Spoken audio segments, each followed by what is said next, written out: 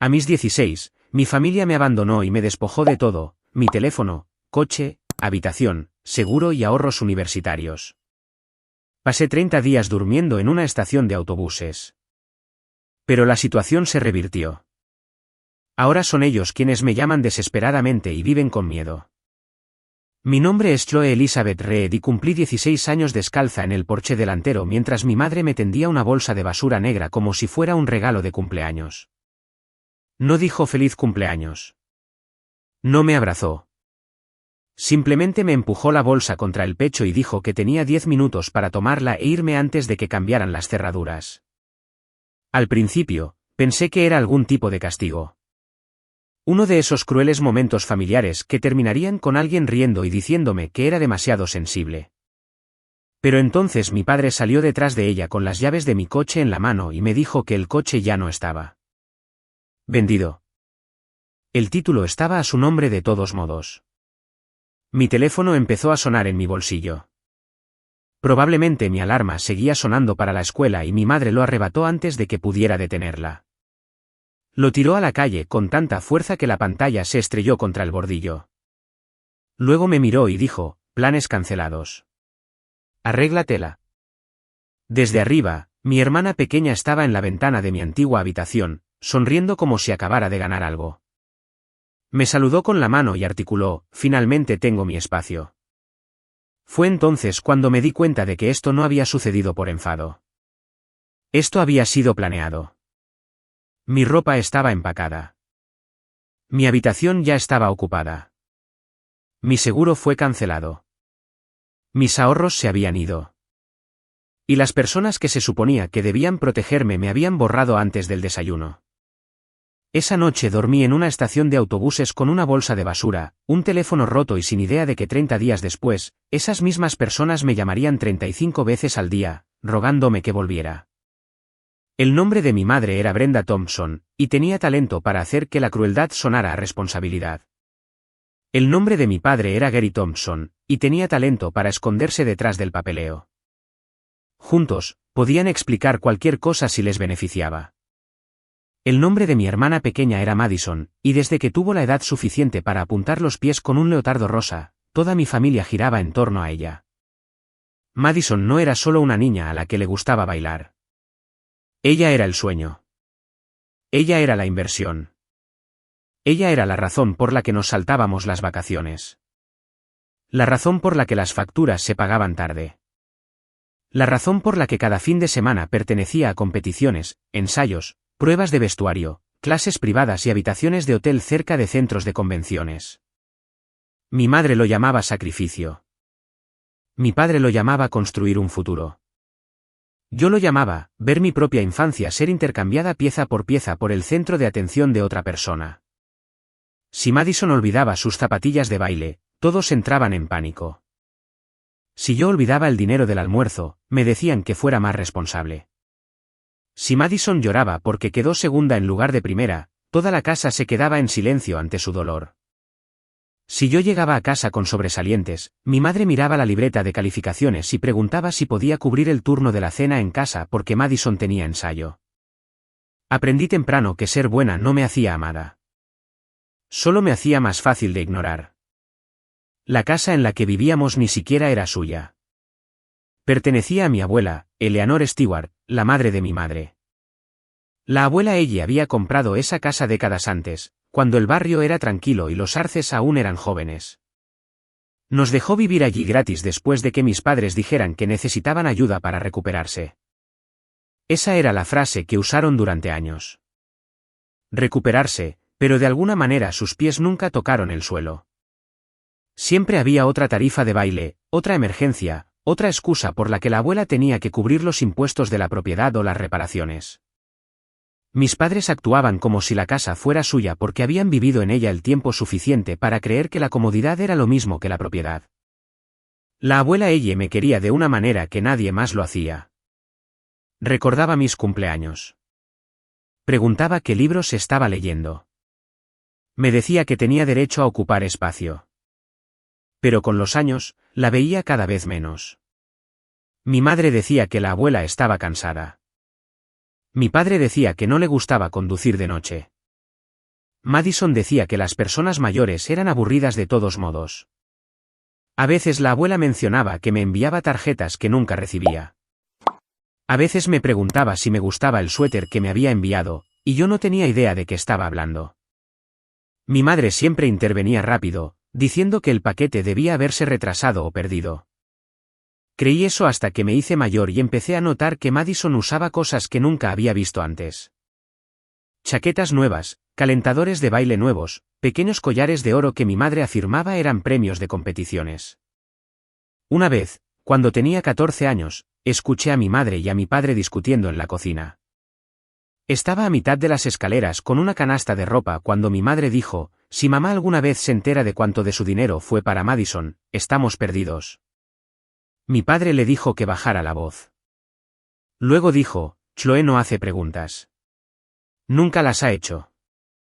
Esa frase se quedó en mi cabeza durante 2 años. Chloe no hace preguntas. Quizás por eso pensaron que podían entregarme una bolsa de basura en mi cumpleaños número 16 y yo simplemente desaparecería en silencio. Quizás por eso pensaron que romper mi teléfono rompería mi conexión con el mundo. Quizás por eso pensaron que vender el viejo Honda que la abuela me había ayudado a comprar no importaría porque el título estaba a nombre de mi padre. Estaban equivocados. Puede que no hubiera hecho preguntas en voz alta, pero había pasado años observando. Observé a mi madre alabar a Madison como si fuera un milagro y mirarme a mí como si fuera un recibo que lamentaba haber guardado. Observé a mi padre usar tecnicismos para excusar cada cosa egoísta que hacía. Observé a mi hermana aprender que si quería algo, todo lo que tenía que hacer era hacer que yo lo perdiera. La mañana en que me echaron, Madison ya tenía cajas en mi habitación, no cajas vacías. Sus trofeos estaban en mi cómoda. Su espejo de baile estaba apoyado contra mi pared. Mi cama tenía sábanas nuevas que nunca había visto antes. No se había mudado después de que me fui.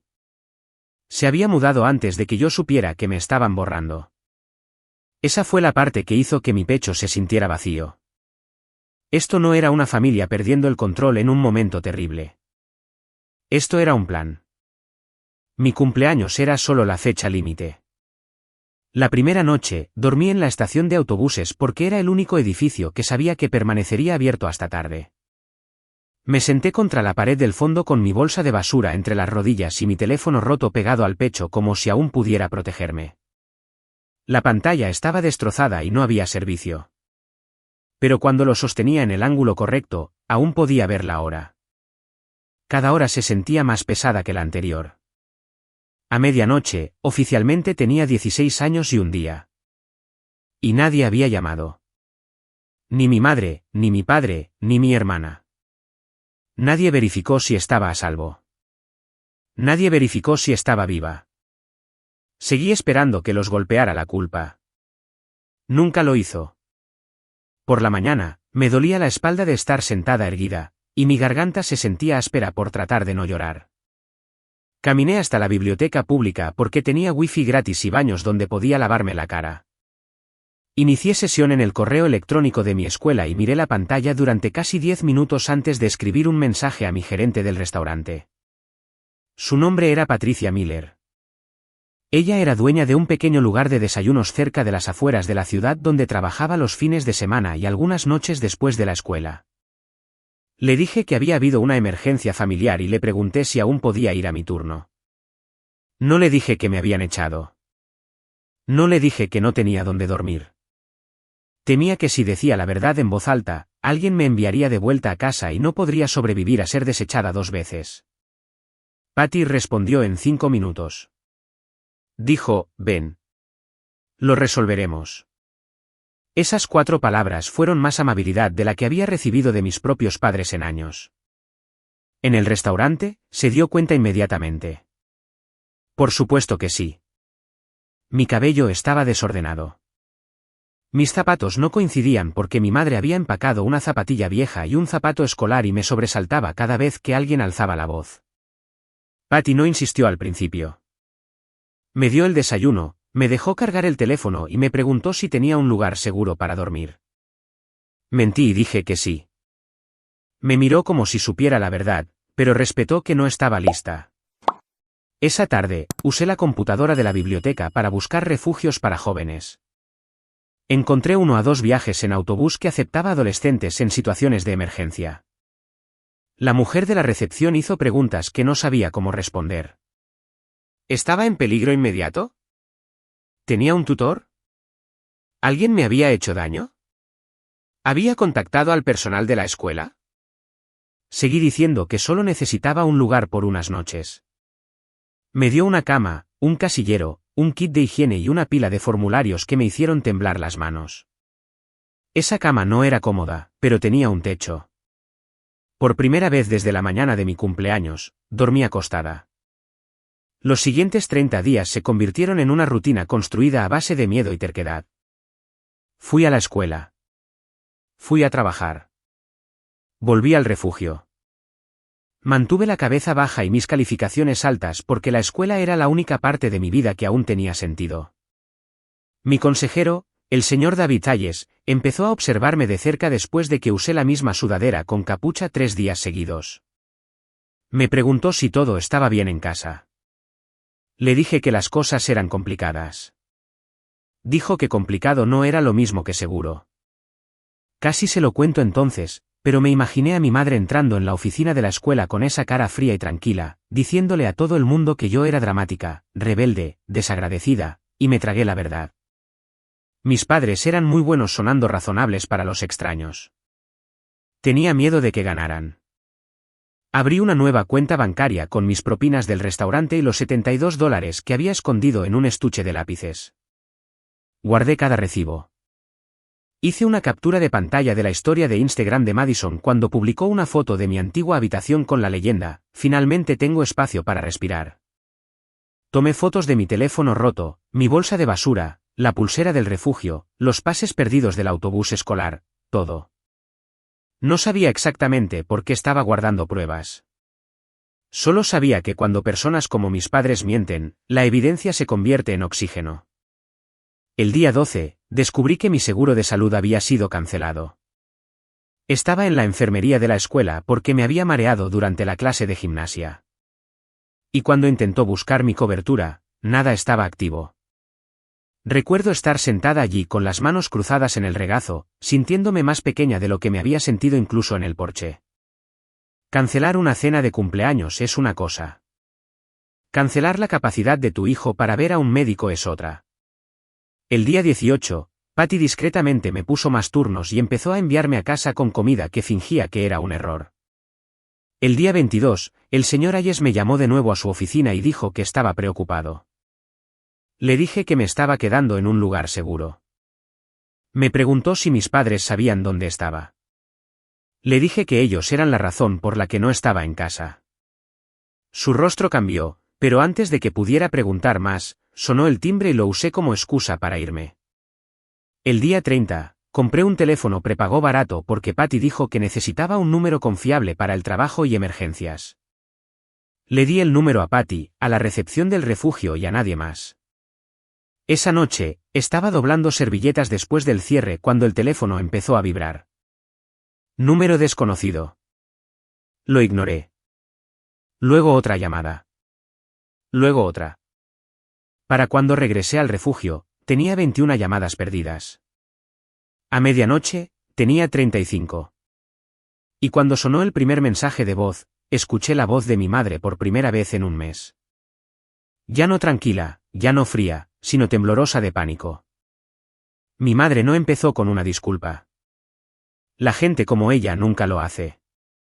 Su primer mensaje de voz decía: "Chloe, esto ha llegado demasiado lejos. Llámame ahora mismo". Su segundo decía: "Tu abuela pregunta por ti y estás siendo increíblemente egoísta". Su tercero decía: "Sé que estás escuchando. Deja de castigar a todos". Para el 10º mensaje, la voz de mi padre apareció más aguda y baja. Dijo que esto era más grande que mi problema de actitud. Dijo que la abuela Ellie se había caído y estaba en el hospital. Dijo que estaba molesta porque pensaba que yo odiaba a la familia. Y si me quedaba algo de decencia, volvería a casa y arreglaría el estrés que había causado. Arreglar el estrés que había causado. Reproduje esa parte 3 veces solo para asegurarme de que la había escuchado correctamente. Había dormido en una estación de autobuses porque me encerraron. Había comido tostadas sobrantes de un restaurante porque vaciaron mis ahorros. Había estado yendo a la escuela con un teléfono roto y una bolsa de basura con ropa porque decidieron que mi hermana necesitaba mi habitación más de lo que yo necesitaba un hogar. Y de alguna manera, en su versión, yo seguía siendo el problema. Madison me envió un mensaje de texto desde un número que no reconocía. Al principio, escribió como si estuviera aburrida. La abuela sigue preguntando por ti. Mamá está volviéndose loca. Luego se puso desagradable. Si la abuela empeora porque estás siendo dramática, eso es culpa tuya. Miré ese mensaje durante mucho tiempo. Ahí estaba mi hermana sentada en la habitación que me robó, llamándome dramática por no volver corriendo con las personas que me habían borrado. Le hice una captura de pantalla. Luego le hice una captura de pantalla a cada llamada perdida. Anoté las horas en un cuaderno que Patty me había dado. No llamé de inmediato. Eso puede sonar frío, pero esos 30 días me habían enseñado algo. Cuando no tienes nada, la información es protección. Si respondía demasiado pronto, ellos controlarían la conversación. Si esperaba, revelarían lo que realmente querían. Y lo hicieron. Alrededor de la 1 de la madrugada, mi madre dejó un mensaje de voz que cambió todo. Dijo, la abuela sigue diciendo que sabe lo que hicimos. Está confundida. Chloe, está diciendo cosas sobre la casa y los papeles y necesitas venir a decirle que estás bien antes de que esto empeore. La casa y los papeles. No, extraño a mi hija. No, lo siento. No. ¿Estás a salvo? La casa y los papeles. Me senté en la cama del refugio con las rodillas pegadas al pecho y sentí que la primera pieza clara del rompecabezas encajaba. La abuela Ellie había descubierto algo. Mis padres no estaban asustados porque ella estuviera herida. Estaban asustados porque ella estaba hablando. A la mañana siguiente, le puse los mensajes a Patty antes de mi turno. Ella escuchó sin interrumpir, su rostro se endurecía con cada uno. Cuando el último mensaje terminó, dijo, Chloe, los adultos que dicen la verdad no suenan así. El señor Ayes dijo algo similar cuando finalmente le mostré el registro de llamadas. No alzó la voz. No actuó sorprendido de una manera que me hiciera sentir como un problema. Solo preguntó dónde me había estado quedando, si tenía comida, si me sentía segura y si quería ayuda para contactar al hospital. Le dije que quería ir, pero no porque mis padres lo pidieran. Quería ver a la abuela Ellie. Era la única persona en esa familia que alguna vez me miró y vio un ser humano en lugar de un inconveniente. Le pedí dinero prestado a Patty para el autobús, aunque ella me dijo que no era un préstamo, y tomé 2 autobuses al otro lado de la ciudad hasta el hospital. Durante el viaje, mi teléfono seguía vibrando. Mi madre llamó 11 veces. Mi padre llamó 5. Madison llamó desde 2 números diferentes. No respondí. Miré por la ventana y recordé tener 8 años, sentada en la mesa de la cocina de la abuela Elle mientras ella me enseñaba a hacer panqueques. Me dejaba romper los huevos incluso cuando se me caían cáscaras en el tazón. Me decía que los errores significaban que estaba aprendiendo, no fracasando. Nadie me había dicho nada parecido en años. Cuando llegué al hospital, mis manos estaban frías a pesar de que hacía calor afuera. Caminé hasta la recepción, di el nombre de la abuela y pregunté por su habitación. La enfermera tecleó, hizo una pausa y me miró. Me preguntó mi relación.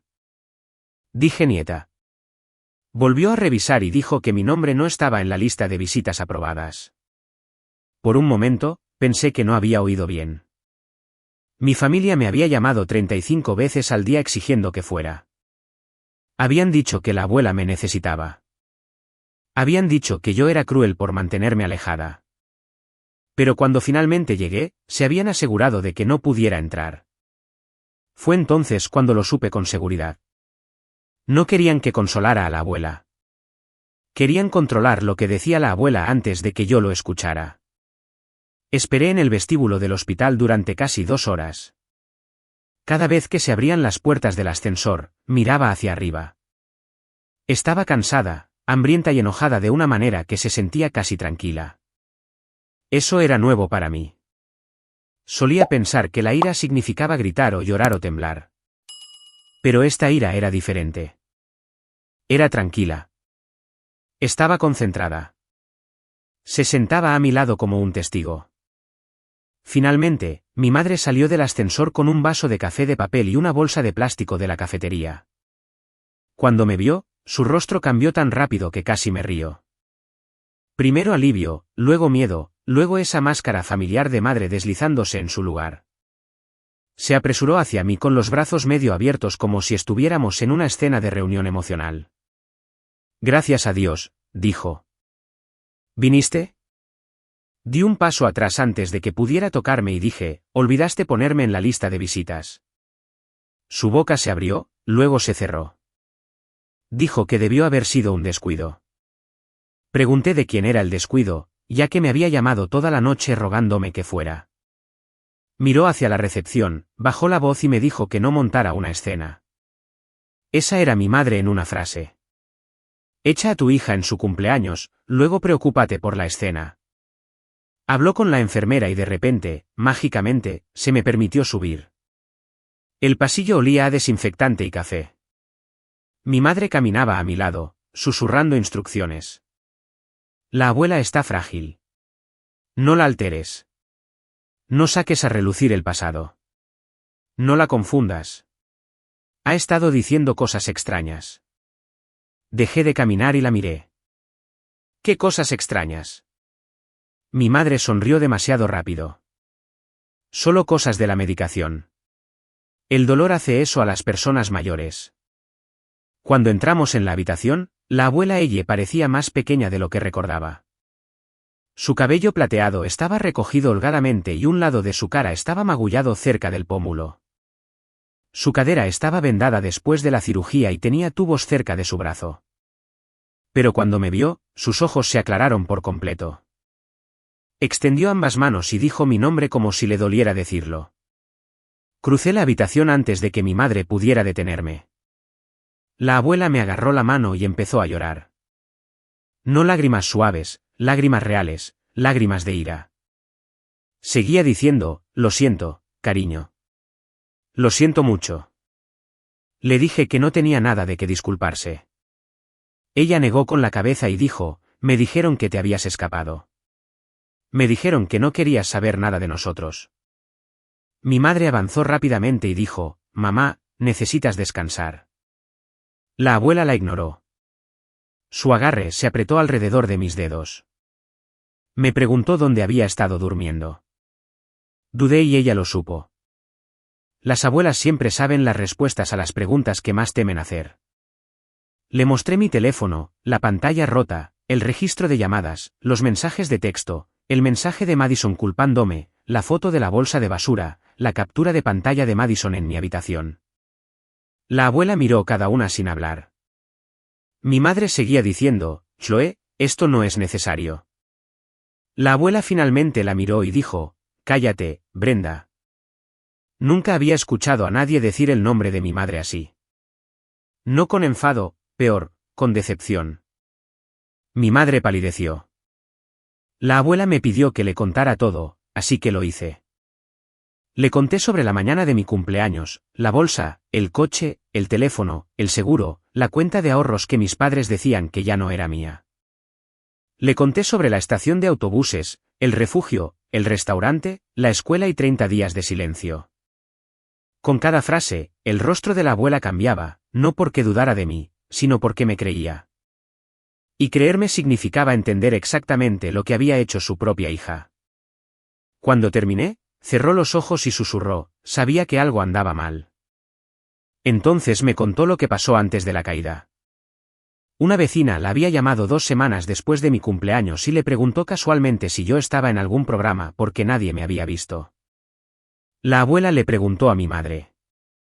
Mi madre dijo que yo me estaba quedando con una amiga porque quería independencia. La abuela no le creyó. Vino a la casa. Mi padre no la dejó entrar en mi habitación. Mi madre dijo que yo había tomado mis cosas y me había ido. La abuela los apartó y vio los trofeos de baile de Madison en mi cómoda, su ropa en mi armario, su espejo contra mi pared. Fue entonces cuando la abuela empezó a gritar. Les dijo que no tenían derecho a echarme de una casa que le pertenecía. Le dijo a mi madre que quería mi número. Mi madre afirmó que no lo tenía. Mi padre afirmó que yo había bloqueado a todo el mundo. La abuela dijo que iba a llamar a su abogado. El rostro de mi madre se retorció cuando la abuela dijo esa parte.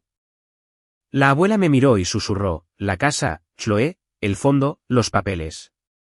Ellos lo sabían. Antes de que pudiera decir más, mi madre interrumpió bruscamente, mamá, estás confundida. La medicación te está haciendo mezclar las cosas. La abuela giró lentamente la cabeza. Puede que tenga una cadera rota, dijo, pero no tengo la mente rota. La habitación quedó en silencio. Entonces mi padre apareció en el umbral. Miró mi mano y la de la abuela, luego a mi madre, luego a mí. Y por primera vez en mi vida, vi miedo en su rostro. Mi padre intentó tomar el control en el momento en que entró. Ese era su hábito. Ajustó su voz, bajó los hombros y habló como el único adulto en una habitación llena de niños emocionales. Chloé, dijo, este no es el lugar para acusaciones. Tu abuela necesita paz. La abuela ella levantó la mano, débil pero firme, y señaló la silla junto a la cama. Siéntate, Gary.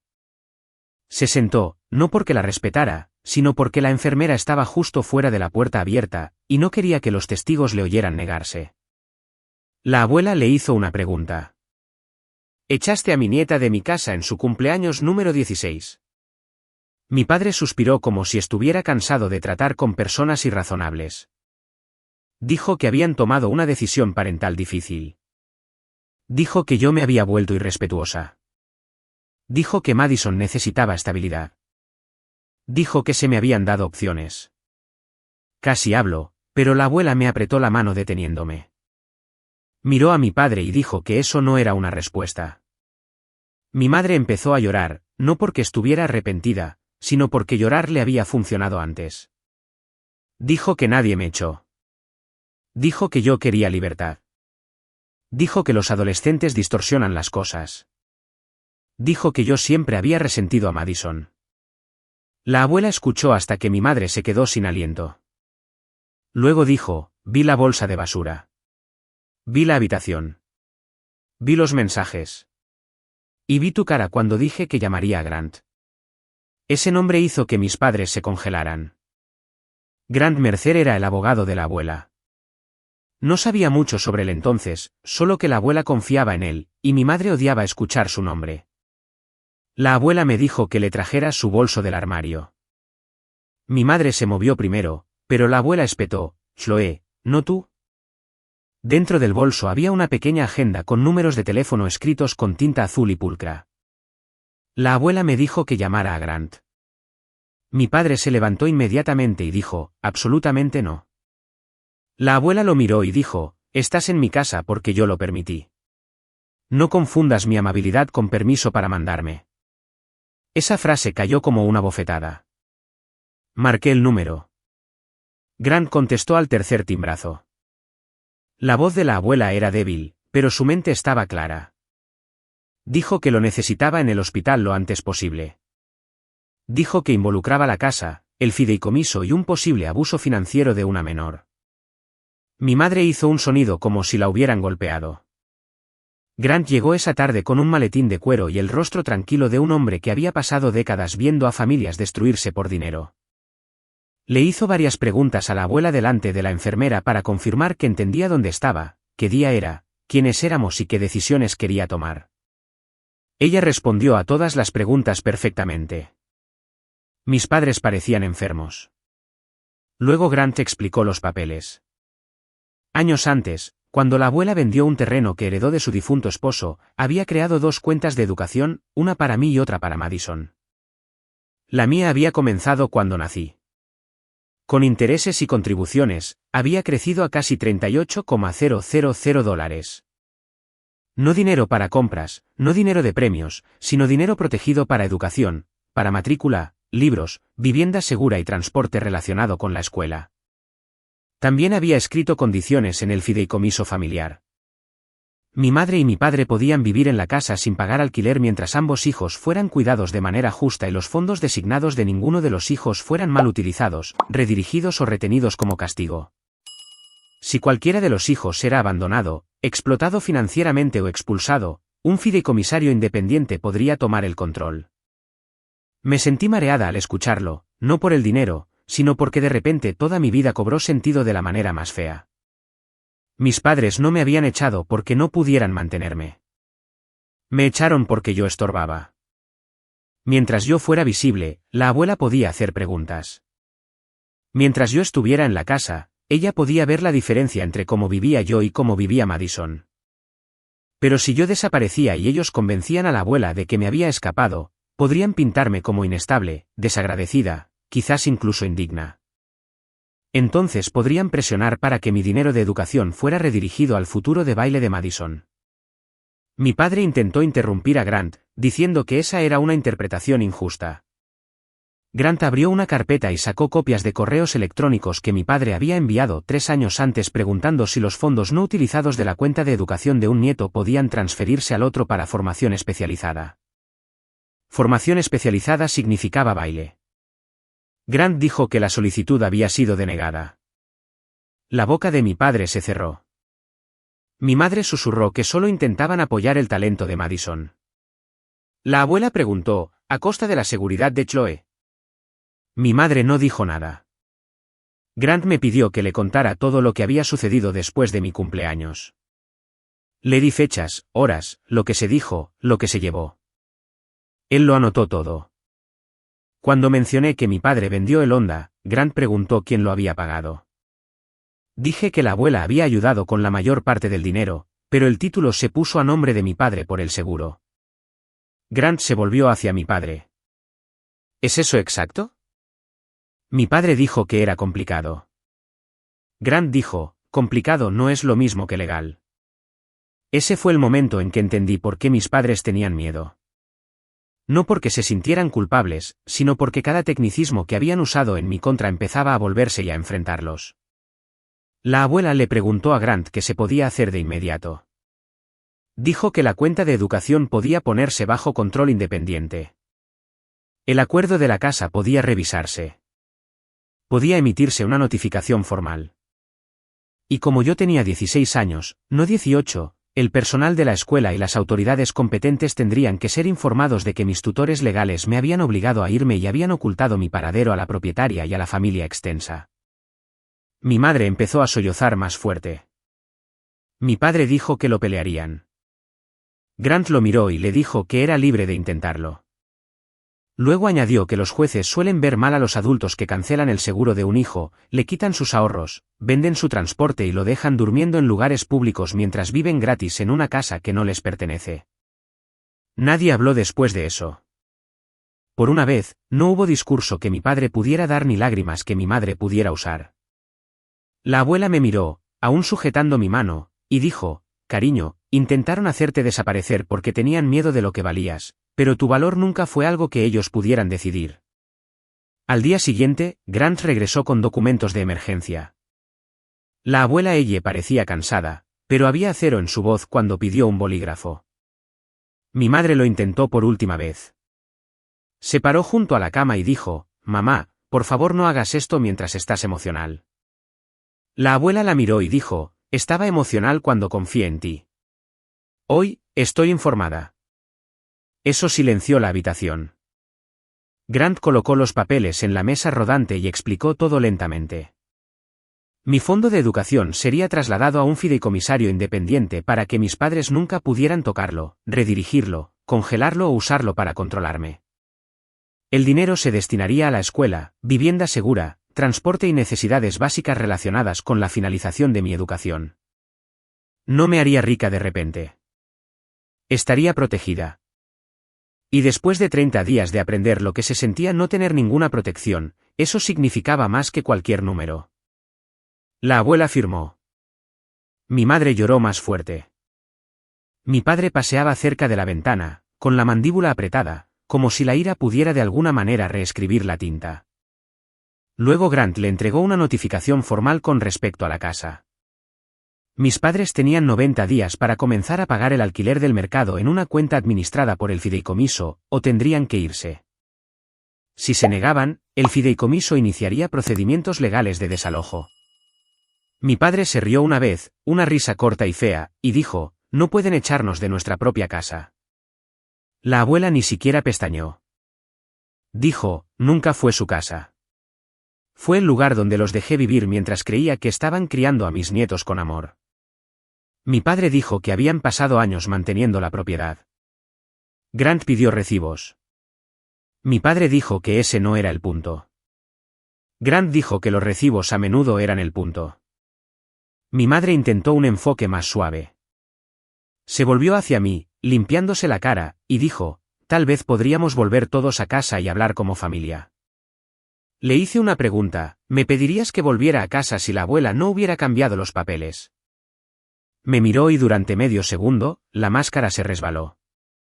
La respuesta estaba en su rostro antes de que dijera nada. No, no habría llamado. No habría buscado. No le habría importado dónde dormía. Solo me quería de vuelta porque perder el control de la abuela significaba perder el control de todo lo demás. Mi padre me dijo que estaba destruyendo a la familia.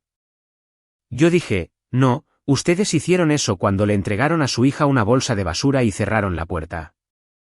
Madison no estaba en el hospital, pero se aseguró de que todos supieran cómo se sentía. Me envió mensajes de texto toda la tarde. Arruinaste mi temporada de competición. Mamá dice que quizás tengamos que vender mis disfraces.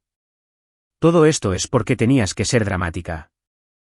Hice una captura de pantalla de cada mensaje y se los envié a Grant. Luego puse el teléfono boca abajo. Por primera vez en mi vida, no sentí la necesidad de responderle. Esa fue su propia clase de libertad. Al final de la semana, el señor Hayes sabía todo. El refugio documentó las fechas en que me había quedado allí. Patty escribió una declaración confirmando que fui a trabajar con un teléfono roto, zapatos desiguales y sin un lugar estable para dormir. La enfermera de la escuela confirmó que mi seguro había sido cancelado. Nadie tuvo que exagerar. La verdad era suficiente. Una vez que se hicieron los informes adecuados, mis padres ya no pudieron decir a la gente que me había escapado porque era rebelde. Tuvieron que explicar por qué su hija de 16 años había estado desaparecida de su casa durante un mes mientras ellos seguían publicando fotos de baile y viviendo en una casa propiedad de la abuela a la que habían mentido. Y la gente se dio cuenta. Las madres de baile se dieron cuenta primero porque se dan cuenta de todo. Una de las madres de las compañeras de equipo de Madison preguntó por qué mi madre había estado recaudando fondos para los gastos de viaje mientras su hija mayor estaba en un refugio para jóvenes. Otra preguntó por qué la casa de la abuela Ellie estaba de repente bajo revisión legal. Mi madre dejó de ir al estudio por un tiempo. Mi padre perdió una gran venta en el concesionario después de que un cliente reconoció su nombre por chismorreo local y preguntó si era el hombre que vendió el coche de su hija después de echarla. ¿Fue justo? Tal vez el chismorreo sea desordenado. Pero también lo es dormir en una estación de autobuses porque tus padres decidieron que el papeleo importaba más que tú. La abuela arregló que me quedara con su vecina, la señora June Wayace, hasta que se pudiera aprobar una vivienda a largo plazo a través del fideicomisario. La señora Wayace tenía una pequeña habitación de invitados con cortinas amarillas y una cerradura en la puerta. La primera noche allí, me quedé dentro de esa habitación durante casi 5 minutos, simplemente abriendo y cerrando la cerradura. Suena insignificante, pero después de todo, una puerta que yo controlaba se sentía como un milagro. Patty me mantuvo en el restaurante. El señor Hayes me ayudó a construir un plan escolar para que pudiera ponerme al día sin agotarme. Grant se aseguró de que mi fondo de educación estuviera seguro. La abuela comenzó la fisioterapia y les dijo a todas las enfermeras que quisieran escuchar que las mujeres tercas se curan más rápido cuando tienen asuntos pendientes. Mis padres intentaron llamar. Al principio estaban enojados, luego desesperados. Mi madre dijo que había cometido errores. Mi padre dijo que las cosas se salieron de control. Madison dijo que me extrañaba, pero solo después de que su entrenador de baile le dijo a mi madre que los saldos impagos debían liquidarse antes de la próxima competición. No los bloqueé de inmediato. Dejé que los mensajes de voz se acumularan porque la evidencia se había convertido en un hábito. Pero dejé de permitir que sus voces decidieran quién era yo.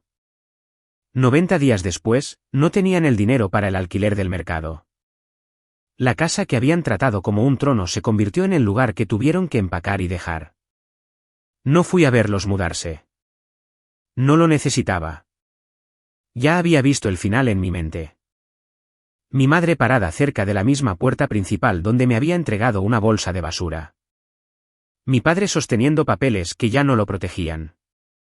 Madison llorando porque la habitación que robó no era suya para quedarse. Me dijeron que me las arreglara. Al final, fueron ellos quienes tuvieron 90 días para hacer exactamente eso. Pero la verdadera lección no fue que perdieron la casa. Ni siquiera fue que perdieron el dinero. La verdadera lección fue que ser no deseado por las personas equivocadas no significa que no vales nada. A veces, las personas que se llaman familia solo protegen la versión de ti que pueden usar. La verdadera familia protege tu futuro cuando eres demasiado joven, demasiado asustado o demasiado roto para protegerlo tú mismo. El amor verdadero no te hace ganar un refugio. No cancela tu seguridad para recompensar el sueño de otra persona. No te desecha y luego te llama egoísta por sobrevivir. Aprendí a guardar pruebas. Aprendí a pedir ayuda a adultos seguros. Aprendí que el dinero y los documentos legales importan porque pueden proteger a las personas vulnerables cuando las emociones y las promesas fallan. Sobre todo, aprendí que mi vida no comenzó cuando mi madre me amó. Comenzó cuando dejé de creer que necesitaba su permiso para importar.